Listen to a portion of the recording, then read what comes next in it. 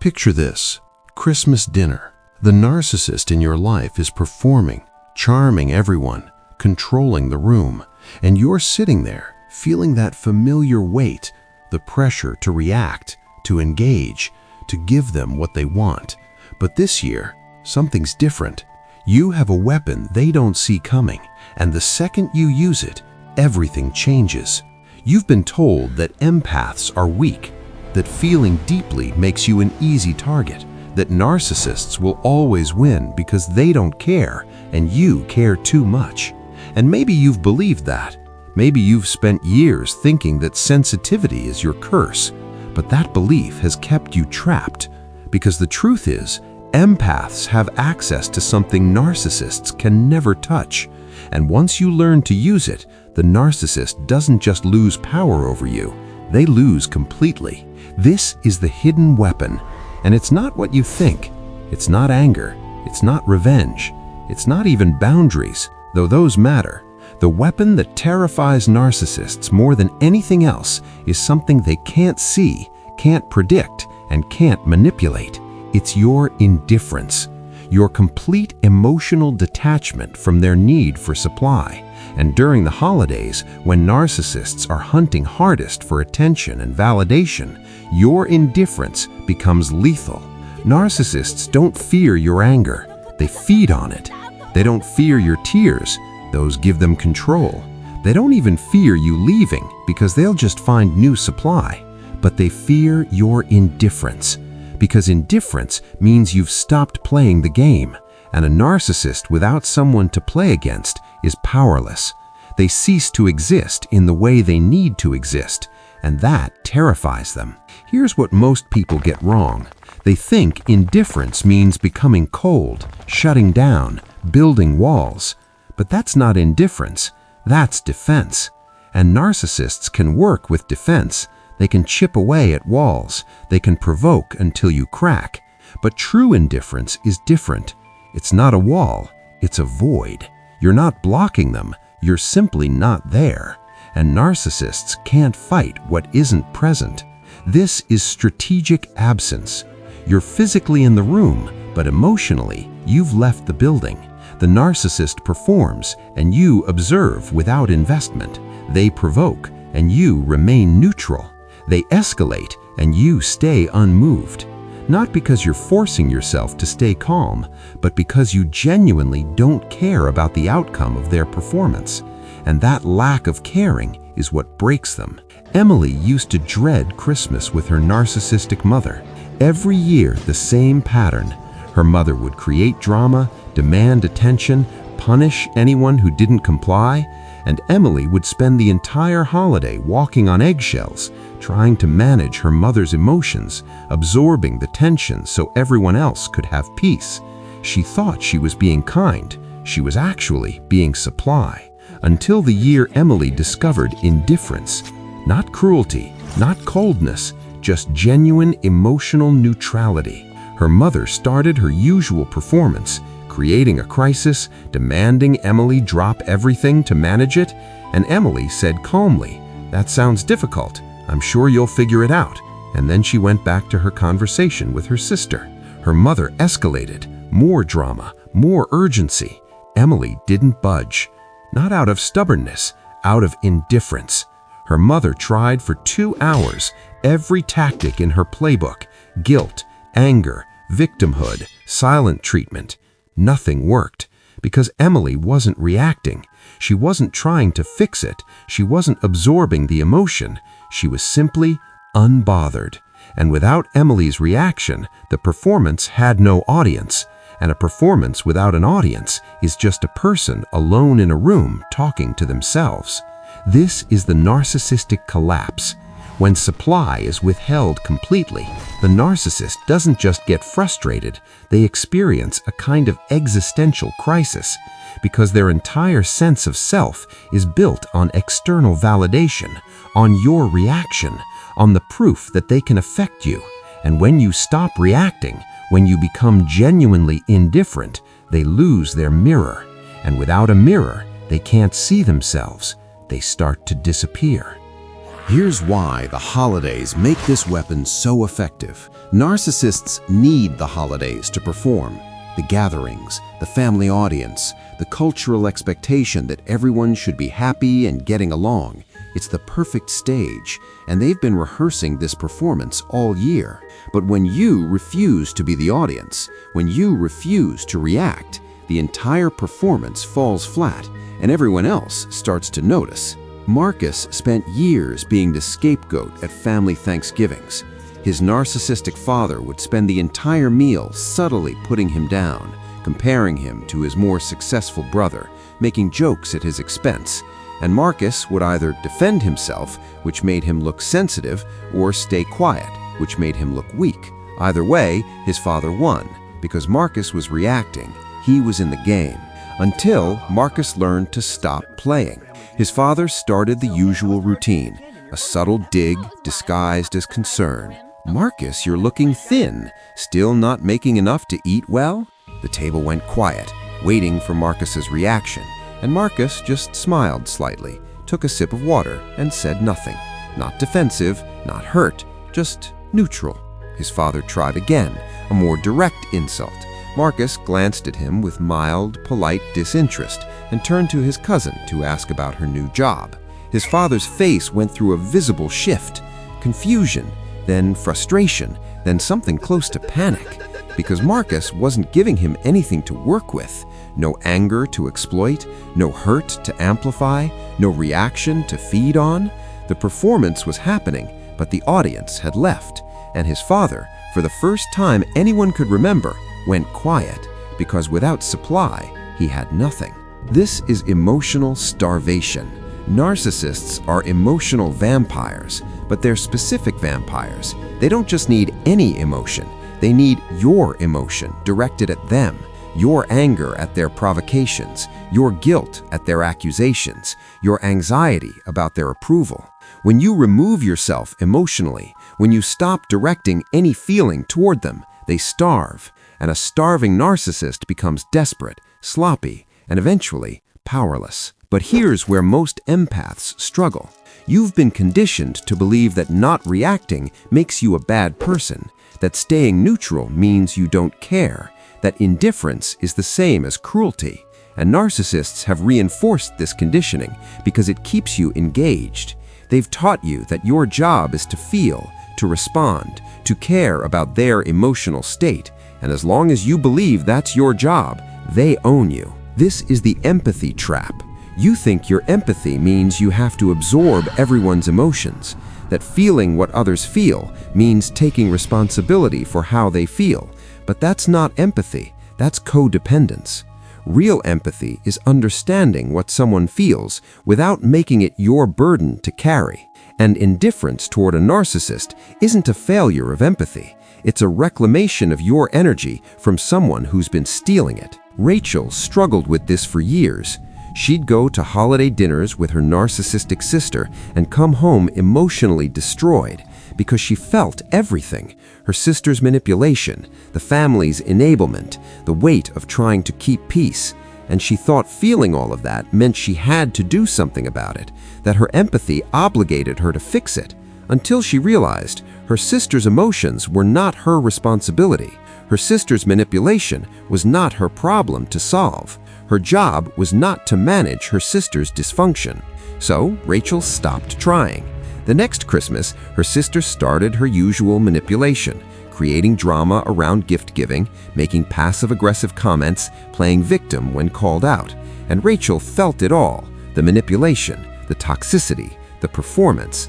But instead of engaging with it, instead of trying to fix it, or manage it, or absorb it, Rachel just let it be. She felt it the way you'd feel a passing storm, aware of it, but not trying to stop it. And her sister, getting no reaction, no supply, eventually moved on to easier targets. Here's what makes indifference the ultimate weapon. It's completely within your control. The narcissist can try to provoke you. They can escalate. They can deploy every manipulation tactic they have, but they can't make you care. They can't force you to invest emotionally. Your indifference is the one thing they have no power over, and that's why it destroys them. This is sovereign detachment. You're not trying to change them. You're not trying to teach them a lesson. You're not even trying to protect yourself through anger or avoidance. You're simply choosing not to invest your emotional energy in their performance. And that choice is completely yours.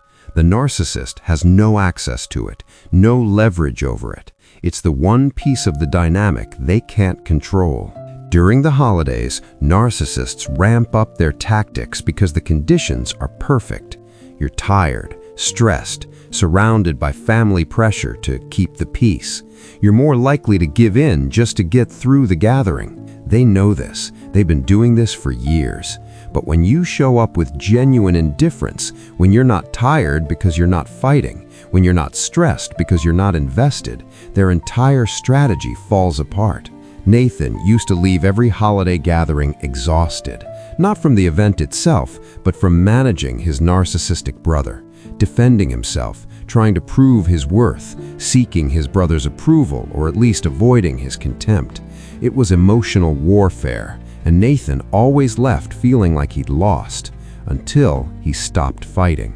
The next holiday, his brother started the usual attacks. Nathan didn't defend, didn't engage, didn't try to prove anything. He just existed in the space without investment in his brother's opinion of him. His brother escalated, more pointed insults, direct challenges. Nathan met them all with the same mild, polite disinterest. Interesting. Maybe. No defensiveness, no explanation, no emotion. And his brother, unable to get a reaction, looked increasingly unhinged because he was attacking someone who wasn't fighting back or even acknowledging the attack as significant. Nathan had removed himself from the battle entirely, and without an opponent, his brother was just a guy yelling at nothing. This is the power paradox. The less you need to prove, the more powerful you become. The less you react, the more control you have. The less you care about their opinion, the more they lose their grip on you. Narcissists operate on the assumption that you need something from them: approval, validation, acknowledgement. And as long as you're seeking those things, they have leverage. But the second you stop seeking, the second you become genuinely indifferent to whether they approve or not, their power evaporates. Here's the shift that changes everything. You've been taught that the narcissist is the powerful one, that they control the dynamic because they don't care and you do. But that's backwards. The narcissist needs you far more than you need them. They need your reaction to feel real. They need your emotion to feel powerful. They need your attention to feel validated. You don't need anything from them. You've just been conditioned to think you do. This is the dependency revelation. Once you see that the narcissist is actually the dependent one, the entire dynamic flips. They're not powerful, they're desperate. They're not in control, they're constantly seeking it. And their desperation is what drives all their behavior. The provocations, the manipulations, the performances. It's all an attempt to get you to give them what they need. And once you see that clearly, your indifference becomes effortless. Jessica saw this clearly one Christmas. Her narcissistic ex showed up at a family party they were both invited to. He immediately started his routine, flirting with other women in front of her, making sure she saw how well he was doing without her, dropping hints about his new life. The old Jessica would have been devastated, jealous, hurt, trying to prove she was fine too. But this Jessica just felt nothing. Not forced neutrality, genuine disinterest. She watched him perform and realized he needed her to react. That's why he was doing it. The whole performance was for her. And when she didn't react, when she didn't give him the jealousy or hurt or attention he was fishing for, he started to panic. His performance got bigger, more obvious, more desperate. And everyone at the party could see what Jessica had finally seen. He wasn't powerful, he was pathetic. And her indifference revealed that to everyone. Here's why this weapon is hidden. Because empaths have been convinced that their strength is in feeling, in caring, in trying. And those are strengths. but they become weaknesses when directed at someone who's weaponizing them against you. The hidden strength is in your ability to stop directing those feelings toward people who don't deserve them, to reserve your emotional energy for people who honor it, and to offer narcissists nothing but polite, distant neutrality. This is selective investment. You don't have to stop being empathic. You just have to stop being empathic toward people who exploit it. You don't have to stop caring. You just have to stop caring about things that don't matter. And whether a narcissist approves of you, that doesn't matter. Whether they're upset that you're not reacting, that doesn't matter. Whether they escalate because you're not engaging, that doesn't matter. None of it matters. And once you internalize that, indifference isn't something you have to work at. It's just the natural result of seeing clearly. The holidays test this like nothing else, because you're surrounded by the narcissist's enablers, family members who've been managing the narcissist for years by giving them what they want. And when you stop giving, when you practice indifference, those enablers will pressure you to re-engage. Just let it go. Don't make this difficult. It's the holidays. They want you to go back to absorbing the narcissist's dysfunction so they don't have to deal with it. But their discomfort is not your responsibility. Their desire for false peace is not more important than your boundaries. And your indifference to the narcissist is actually a gift to the family system because it stops reinforcing toxic behavior. It stops rewarding manipulation. It creates space for real change, even if that change is uncomfortable at first. Daniel experienced this backlash. When he started practicing indifference with his narcissistic father, other family members got upset. "You're being cold. You're ruining Christmas. Can't you just play along?" They'd been managing his father by appeasing him for decades, and Daniel's refusal to appease threatened that system. But Daniel held his ground, not with anger, with calm clarity. "I'm not being cold. I'm just not engaging with dysfunction. You're welcome to keep doing that if you want. I'm choosing differently." And over time, something shifted. His father, getting no supply from Daniel, started to lose steam. The performances got less frequent, less intense, because they weren't working.